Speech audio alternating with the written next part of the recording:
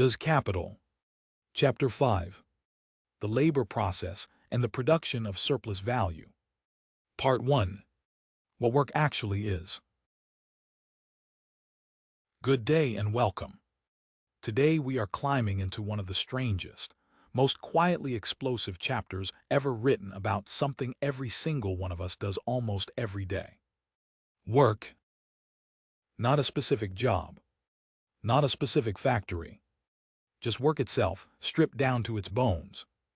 This is the chapter where Karl Marx, sitting in the reading room of the British Museum, decided to answer a question so basic that most economists before him had simply walked past it without noticing it was even there.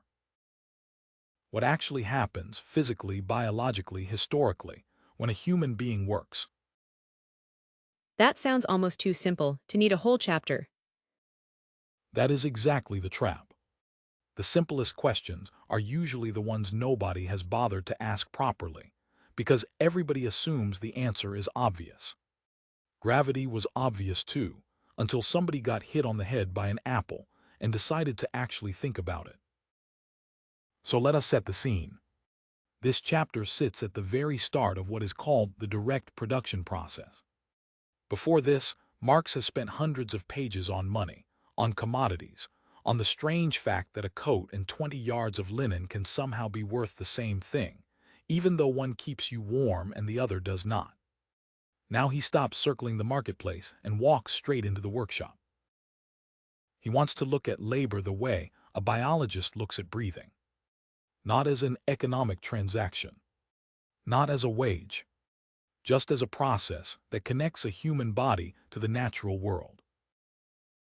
So before we even talk about capitalism, before we talk about bosses and wages and factories, he wants to define work in general. Precisely.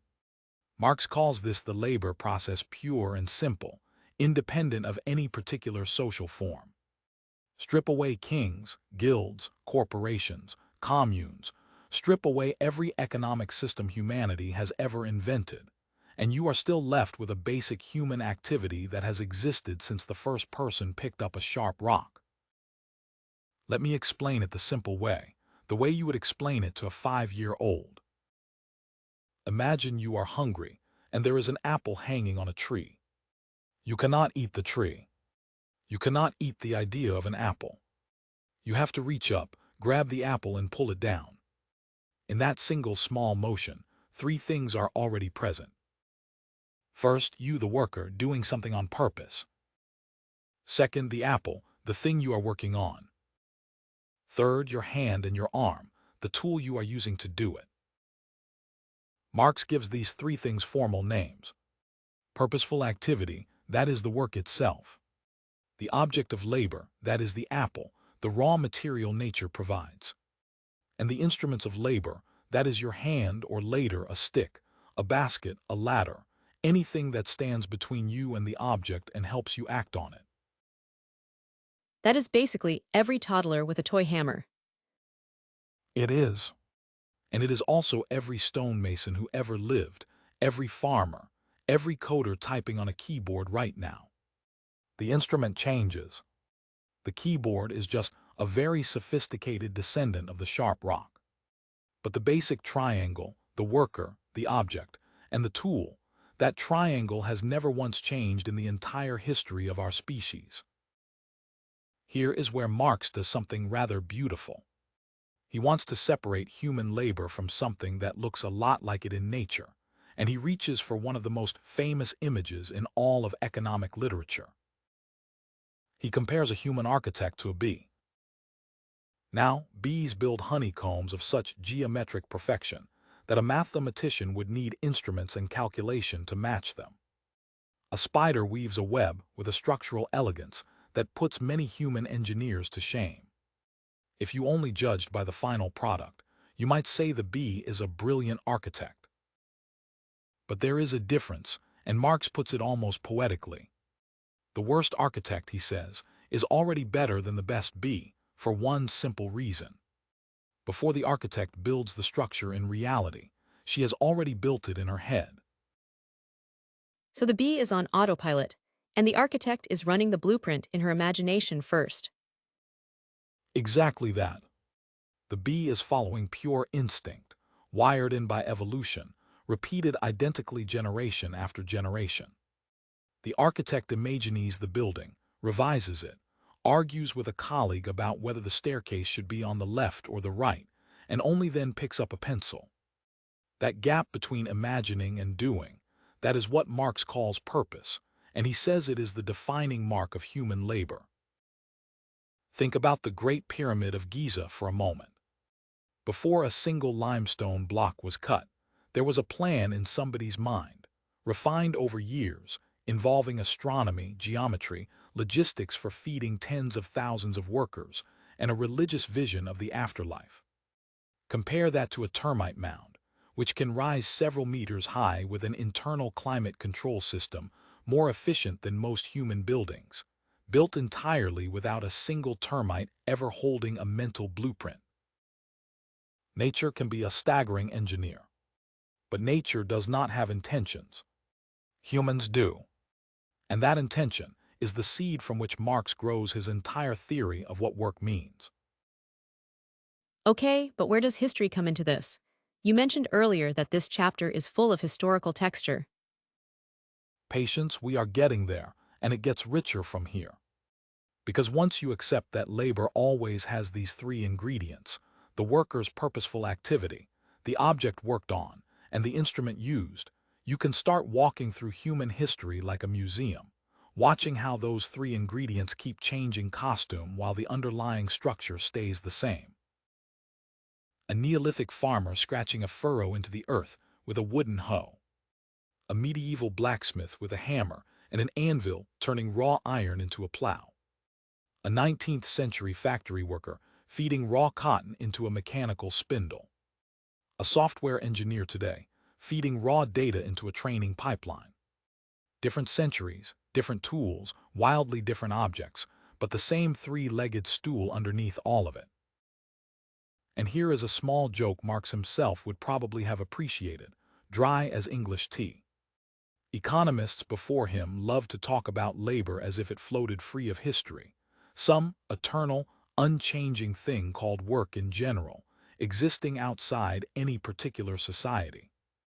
Marx's answer, in effect, was, fine, you want labor in general, I will give you labor in general, but do not think for 1 second that this abstraction tells you anything about who owns the apple once it is picked. That already sounds like it is setting up a punchline for the next part. It absolutely is. Because in part 1 here we have only been talking about the eternal, timeless skeleton of work, the part that would exist even on a desert island with one person and one coconut tree. What Marx wants to do next is put clothes on that skeleton, specifically capitalist clothes, and show what happens the moment work stops being something you do for yourself and becomes something you sell to somebody else. That is where the object of labor stops simply being an apple on a tree and starts being raw cotton bought on a market.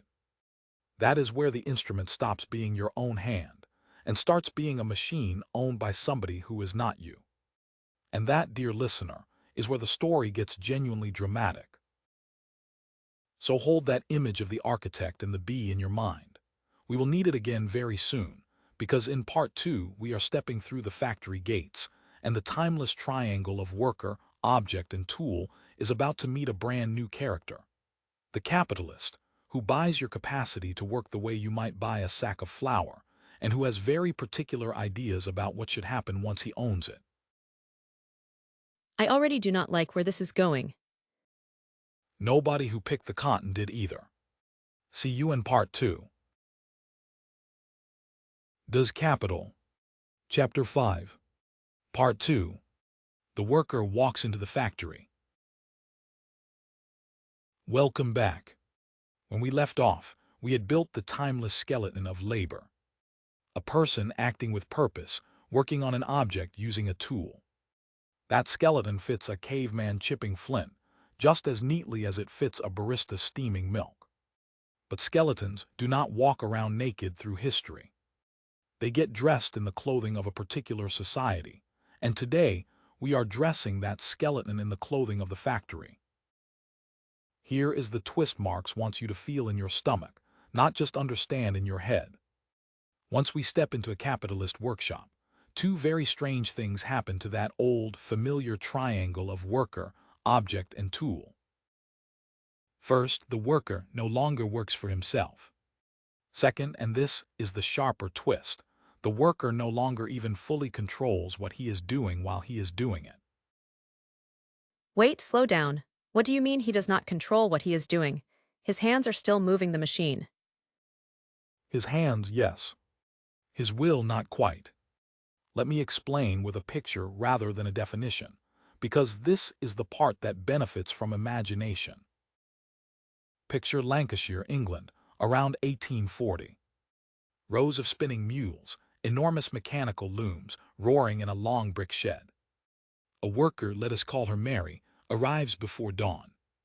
She does not decide what to spin, how fast to spin it, or when to stop. The factory bell decides the start. The machine's mechanical rhythm decides the pace. The factory owner, watching from an office with a large clock on the wall, decides the end. Mary is still doing purposeful activity, technically. Her body still moves with intention, her eyes still watch the thread. But the purpose driving the whole process is no longer hers. It belongs to the man who owns the mill. So the ownership of purpose has shifted, even though the physical motion looks almost identical to a farmer working her own land. Exactly, and that shift is one of the quiet earthquakes hiding inside this chapter. Marx puts it in a memorable way. Labor, he says, is now consumed by the capitalist, the same way any other commodity gets consumed once it has been bought. You do not ask a sack of flour for its opinion on how it should be baked. Once purchased, it belongs to the baker to use as he sees fit. Marx's claim, deliberately provocative, is that under capitalism, your capacity to work gets treated the same way, for the hours you have sold. Notice the phrase sold. This is critical. The worker is not selling the apple, the coat, the finished cloth. She cannot sell that because she does not own it and never did from the very first thread. What she sells is something more intimate. Her labor power itself, her capacity to work for a set number of hours. That sounds like a fairly big historical shift. People selling their capacity to work, rather than selling the things they made with their own hands. It is one of the biggest shifts in human history, and it did not happen overnight, and it did not happen gently. Think about the English enclosures, stretching from the 16th century right through to the early 19th. Common land that peasant families had used for generations to graze animals and grow food was fenced off, privatized, turned into sheep pasture for the booming wool trade. Families who had once fed themselves from that land were pushed off it entirely. Where did those families go? Many of them walked, quite literally, into towns like Manchester and Leeds, and the only thing left for them to sell, since the land was gone, was their own capacity to labor hour by hour to whoever would buy it. That, in a single sweeping historical movement, is the birth of the wage worker. Not a fall from the sky. A specific, documented, often brutal historical process. Marx has a name for it later in the book, primitive accumulation, but even here in Chapter 5 you can feel its shadow. So this is not some eternal law of nature, the way gravity is. It is something that had to be built, historically, by force in many cases. Exactly the point Marx is making, wrapped in irony as sharp as a factory needle. Classical economists of his time loved describing capitalism as the natural, permanent, common-sense way for humans to organize work, as though it had always existed and always would. Marx's quiet retort, through gritted teeth and careful footnotes, was natural. Let me show you the fences, the eviction notices, and the vagrancy laws that made this natural order possible. Now, back inside the workshop, two consequences follow from Mary selling her labor power rather than her product. Consequence 1. The labor process itself now belongs to the capitalist. He directs it, He sets its rhythm. He decides which raw materials get used and how. Consequence 2. The product of that labor belongs to the capitalist too, entirely, the very moment it is finished. Not partly to Mary, because she spun the thread with her own hands. Entirely to the mill owner, because he owned the cotton, he owned the machine, and he bought her hours. That second point feels almost unfair when you say it out loud like that. Marx would say that is exactly the feeling he wants you to sit with for a moment, before he explains why it happens, and how the accounting behind it actually works. Because here is the sharper question hiding underneath. If Mary is paid a wage, and the cloth she makes is worth more than her wage, where does that extra value come from? And who decided the difference belonged to the man with the office and the clock, rather than to Mary? Let us bring this into the present for a second, because the pattern has not vanished, it has simply changed uniform. Think about an Amazon warehouse. The worker does not decide the picking route. An algorithm decides it, tracking every second between item scans. The worker does not own the boxes, the shelving, the conveyor belts, or ultimately, the products moving through her hands. She sells her labor power for an hourly wage, and the entire logistics operation, every parcel that leaves that building, belongs to the company the instant it is packed. Same triangle, worker, object, instrument. Same historical structure Marx described almost 160 years ago, running now with barcode scanners instead of spinning mules, and a smartphone app instead of a factory bell. So this is not really a chapter about the 19th century at all. It is a chapter about a structure that is still running the world right now. That is the entire reason this book refuses to gather dust. Marx is not writing a history lesson about spinning mules for its own sake. He is dissecting a structure of ownership and control that many of us are living inside of, right now, this very afternoon, whether we drive for a rideshare app, code for a tech company, or teach in a classroom that someone else administers. Now, here is where the accounting gets genuinely interesting, and this is the perfect cliffhanger to carry us into part 3. We know the raw cotton has a certain value. We know the spinning machine wears down a little with every hour of use, and that wear has a certain value too. We know Mary's wage has a certain value. The real mystery, the one that took economists centuries to properly untangle, is this. Once the cloth is finished and sold, its total value is somehow greater than the sum of the cotton, the machine wear, and the wage combined. Where does that extra sliver of value come from? It does not appear by magic, and Marx is famously allergic to magic. In part 3, we are going to follow the numbers themselves, cotton, spindle, wage, and product, step by careful step, and watch the extra value get born right in front of us. Now that actually sounds like the kind of magic trick I want the secret to. Every magician hates it when you ask to see behind the curtain. Marx spent nearly a decade doing exactly that. Let us go look behind the curtain together in part 3. Does Capital? Chapter 5. Part 3. Where the extra value is actually born. Welcome back to the workshop. Let us finally look behind the curtain, and I promise the trick is more satisfying once you see how it works than it was while it stayed a mystery.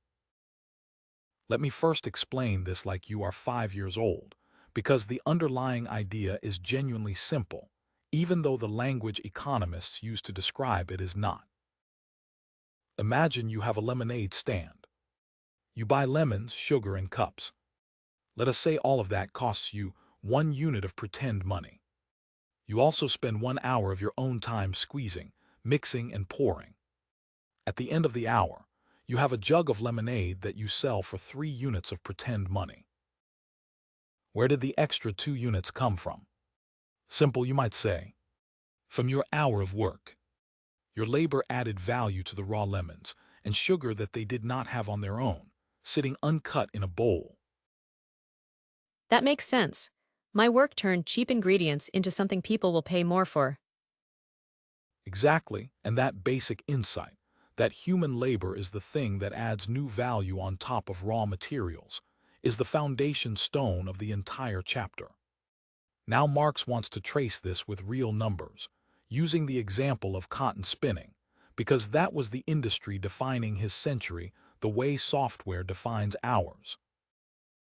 Picture a spinner working with cotton, a spindle and her own labor, for a single working day. Three separate values enter into this process, and we need to track every one of them carefully, like a detective walking a crime scene. Value number 1. The raw cotton itself. It cost a certain amount of money on the market, based on how much labor across the whole world it took to grow it, pick it, clean it, and ship it. That value simply passes straight through into the yarn. The cotton does not multiply itself. It is transformed in shape, from loose fiber to spun thread, but its value travels along for the ride, unchanged in size. Value number 2. The spindle, the machine itself. It does not get used up entirely in one day, but it does wear down a little, a small fraction of its total value, worn away with every hour of spinning, the way a candle burns down a little with every hour it is lit. That small worn-away fraction also passes into the yarn. So far, neither the cot nor the machine has added anything extra. They have just handed over the value they already had, like relay runners passing a baton. Beautifully put, and that is precisely Marx's point. Raw materials and machines are, in his phrase, dead labor. They embody labor done in the past, by someone else at some earlier time, frozen into an object. They can pass that frozen value along, but they cannot create anything new, no matter how long you leave them sitting on a shelf.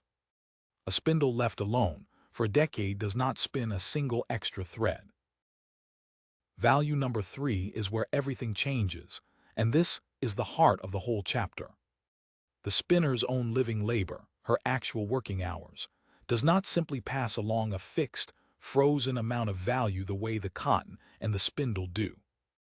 Living labor creates new value, fresh, every single hour. The way your hour at the lemonade stand created something genuinely new that did not exist in the lemons and sugar sitting in the bowl. So the cot and the machine are like frozen labor from the past, just thawing out and moving along. But the worker herself is the only one in the room actually creating something brand new, right there, in real time.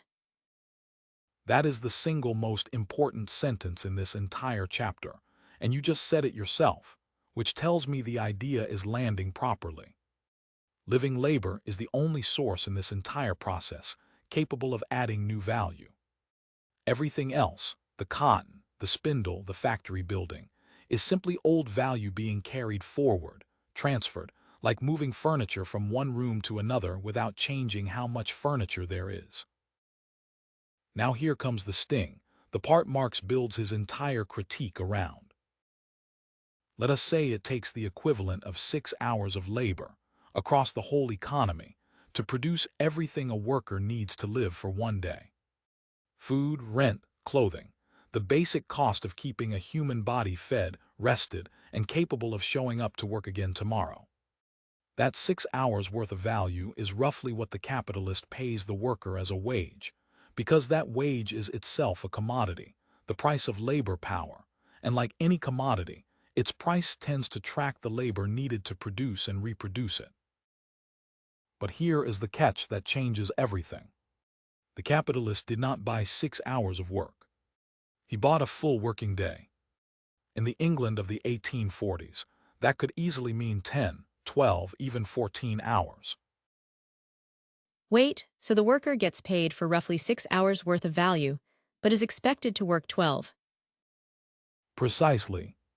And those extra 6 hours, the ones beyond what it costs to keep the worker alive and able to return tomorrow, produce value too, exactly as much value as the first 6 hours did, hour for hour. But that extra value does not go to the worker.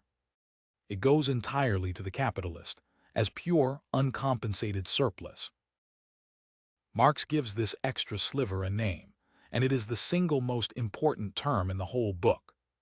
Surplus value. Not profit yet, that comes later once you subtract other costs, but the raw seed from which all profit eventually grows. So the whole engine of profit is not really a mystery of clever pricing or supply and demand at all. It is simply paying for 6 hours and taking 12. That, in a single dry English sentence, is Marx's entire theory of exploitation. And notice he uses that word in a very specific technical sense, not necessarily as an insult about any individual factory owner's personal cruelty, but as a description of the structure itself.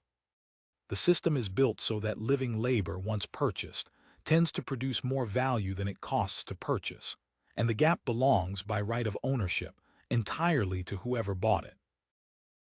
Here is a piece of dry irony Marx clearly enjoyed slipping in. Classical economists before him were obsessed with explaining where profit came from, and most of them landed on vague answers: buying cheap and selling dear, or the capitalist's reward for risk and cleverness. Marx's answer was far less flattering to the capitalist and far more mathematically precise. Profit is not conjured from clever trading. It is the unpaid portion of the working day, counted in hours, sitting quietly inside every single finished product on every single shelf. That is a genuinely uncomfortable thing to realize the next time I look at a price tag. Discomfort is usually a sign you have understood something correctly. Now, this raises an enormous historical and human question, one that occupied factory owners, workers, doctors, and lawmakers for most of the 19th century, and honestly still occupies labor negotiations today. If those extra hours are the entire source of profit, then the length of the working day is not a small technical detail. It becomes the central battlefield of industrial society. And that, dear listener, is exactly where we are headed in Part 4. The fight over the working day itself, measured in real strikes, real parliamentary debates, real children working real 14-hour shifts in real textile mills, and a modern echo of that same fight still playing out today in warehouses, hospitals, and delivery apps around the world. I have a feeling Part 4 is going to make me look at my own working hours very differently. That would make Marx a very happy ghost. See you in Part 4. Does Capital Chapter 5 Part 4 The Battle Over the Clock. Welcome back. We ended Part 3 with a rather sharp realization. If unpaid extra hours are the actual source of profit, then every additional hour squeezed out of a working day is not neutral. It is money flowing in one direction only.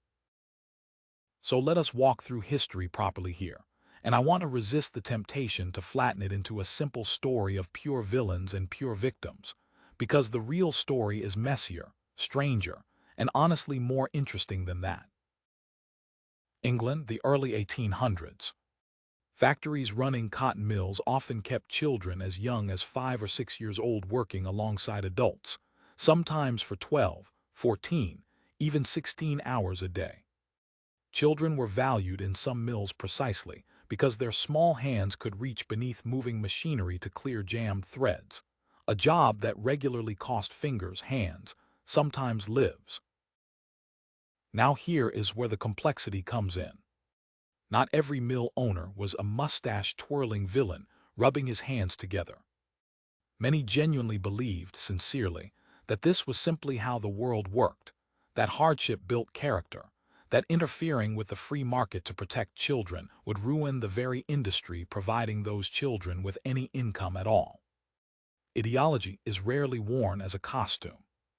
Usually it is worn as common sense. So you are saying this was not simply cruelty for cruelty's sake. It was cruelty wrapped in an entire worldview that made it feel reasonable, even responsible. Exactly, and that is a far more unsettling thought than simple villainy, because it means the same trap can catch well-meaning people just as easily as cruel ones, provided the surrounding logic feels natural enough. Marx spends pages in this very chapter quoting factory inspectors' reports, almost like a courtroom lawyer building a case out of the state's own paperwork. He was not inventing horror stories. He was footnoting government documents. Resistance built slowly and unevenly across decades. Robert Owen, himself a wealthy mill owner in New Lanark, Scotland, did something rather countercultural for his time. He voluntarily shortened working hours, built housing and a school for his workers' children, and still ran a profitable business, which infuriated critics who insisted such kindness was economically impossible. Owen's mill became a walking counterexample, proof that the horror was a choice, not a law of physics. Then came decades of organized struggle. The 10 Hours movement in Britain, workers striking, petitioning Parliament, sometimes literally marching with banners demanding nothing more radical than a working day short enough to leave a person time to sleep, eat, and occasionally see daylight. So the length of a working day was not simply decided by economics. It was fought for, argued over, legislated, resisted, and renegotiated, again and again, by real people in real streets. That is the historical texture Marx wants you to feel underneath the abstract economics. The Factory Act of 1847, sometimes called the 10 Hours Act, finally limited the working hours of women and young people in textile mills. It was not a gift from a benevolent government. It followed decades of pressure, protest, and painstaking documentation of injuries and deaths. And here is the pattern Marx points to, with something close to grim satisfaction. Capital, left entirely to its own preferences, will happily stretch the working day toward its absolute physical limit, toward the human body's breaking point, because every additional hour beyond the worker's basic living costs is pure surplus value, flowing one direction only. Left unchecked, there is no natural stopping point built into the system itself. The stopping point has to be imposed from outside, by law, by organized resistance, by workers refusing to keep giving away hours for free. That is a genuinely striking historical thought, but does it still apply today? We are not exactly talking about 6-year-olds under spinning machines anymore, at least not in most of the world. Fair challenge, and let us bring it forward properly, because the underlying structure, paid hours versus unpaid hours, has not vanished. It has simply changed shape, the way a river changes shape without stopping being a river. Consider the modern phenomenon of unpaid overtime in salaried office work. A worker paid a fixed annual salary, technically compensated for a 40-hour week, who quietly works 50 or 60 hours because the culture demands it, or because a smartphone means the office now follows her home, into her evenings, onto her weekends. Every one of those extra hours, uncompensated, is structurally identical to the extra hours Marx described in a Manchester cotton mill, just wearing a much better suit. Or consider gig economy platforms, where a driver is paid per completed ride, but the unpaid waiting time between rides, the fuel, the vehicle depreciation, none of that appears on the pay slip, even though all of it is necessary labor time the platform quietly benefits from without paying for directly. Or look at the well-documented productivity and pay gap in the United States. Economic research going back decades shows worker productivity climbing steadily since the 1970s, while median wages have grown far more slowly, leaving a widening gap between how much value workers help create and how much of that value actually lands in their pockets. Economists argue fiercely about exactly why, but the shape of the gap itself is not seriously disputed. So the fight over the clock did not end with the 10 Hours Act. It just moved into new territory, spreadsheets, smartphones, and algorithms instead of factory bells. That is precisely why this supposedly dusty 19th century chapter keeps getting reprinted, translated, and argued about in university seminars and internet forums alike. It is describing a structural tension between paid time and unpaid value creation that capitalism, in its current form, has never fully resolved, only relocated. Let me offer one small, dry piece of historical irony to close this part. The very factory owners who insisted shorter hours would destroy British industry were, within a generation, watching British industry not merely survive shorter hours but continue to dominate the world economy for decades afterward. The apocalypse they predicted simply declined to arrive. History has a wonderful habit of embarrassing confident predictions. So where does that leave us? Are we simply doomed to repeat this same tug of war forever, generation after generation? That is exactly the right question to carry into our final part, because Marx himself was not writing a simple morality tale with an easy villain and a tidy ending. He was diagnosing a structure, and diagnoses invite more than one possible treatment. In Part 5, we will step back, look at the criticisms this theory has faced from other economists over the past century and a half, connect it honestly to debates happening in the news right now, from automation and artificial intelligence to minimum wage arguments, and leave you with the single idea from this chapter most worth carrying home in your pocket. Now that is a cliffhanger worthy of a factory bell. See you in Part 5, the final stretch. Does Capital? Chapter 5. Part 5. What this chapter still has to say to us. Welcome to our final stretch. Let us pull everything together, and let us be properly honest, because a good lecture does not just repeat its own conclusions louder, it tests them. Here is where we have traveled. We started with the timeless triangle of labor, a worker, an object, and a tool, present since the first hand ever picked up the first sharp rock. We watched that triangle get dressed in capitalist clothing, where the worker sells not her product but her capacity to work, her labor power for a wage. We traced the value of cotton and machinery passing straight through into the finished cloth like relay batons, while only living labor created anything genuinely new. And we found the seed of profit hiding in the gap between paid hours and worked hours, a gap defended, contested, and renegotiated across 2 centuries of real human struggle. It is a tight, elegant argument, but surely not everyone has simply accepted it since 1867. Absolutely not, and it would be intellectually lazy to pretend otherwise. Let us give the critics a fair hearing, because Marx himself respected sharp opposition far more than lazy agreement. Roughly a decade after Capital was published, a group of economists including William Stanley Jevons, Karl Menger, and Leon Walras developed what became known as marginal utility theory. Their central objection cuts right at the foundation of Marx's labor theory of value. They argued that value does not come primarily from the labor poured into an object, but from how much a buyer subjectively wants that particular unit of the object, right now, given everything else available. Think of a simple example. A sculptor could spend 80 grueling hours carving a statue nobody wants to buy. According to a pure labor theory, that statue should be extremely valuable because so much labor went into it. But if nobody wants it, its market value could be close to nothing. Meanwhile, a bottle of water in the middle of a desert, requiring almost no labor to hand over, could be worth an enormous amount to a desperately thirsty traveler, purely because of how badly it is wanted in that specific moment. So the critics are saying value lives inside the buyer's desire, not inside the hours the worker spent making the thing.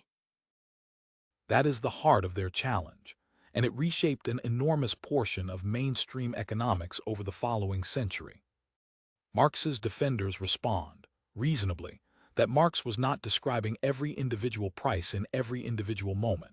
He was describing the average, systemic, long-run tendency of prices across an entire economy, and that individual quirky exceptions, like an unwanted statue, do not erase the underlying pattern any more than one calm day disproves that hurricanes exist. The debate between these two camps, broadly speaking, has never fully closed, and honestly, that is fine. Real intellectual history rarely produces tidy final winners, whatever textbooks might imply. That is refreshingly honest, rather than just declaring one side the obvious hero. Good history and good economics both resist cartoon villains and cartoon heroes. Now let us drag all of this fully into the present, because this chapter is not a museum piece.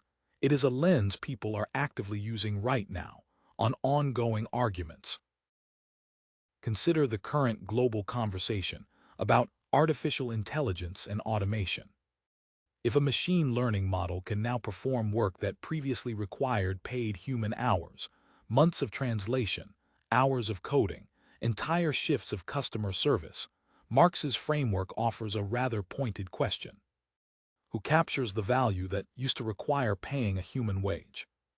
If the answer is overwhelmingly the shareholders of the companies owning the models, rather than being broadly shared with the workers whose historical labor, incidentally, trained those very models on enormous datasets of human writing, code, and conversation, then Chapter 5 suddenly reads less like history and more like tomorrow's headline.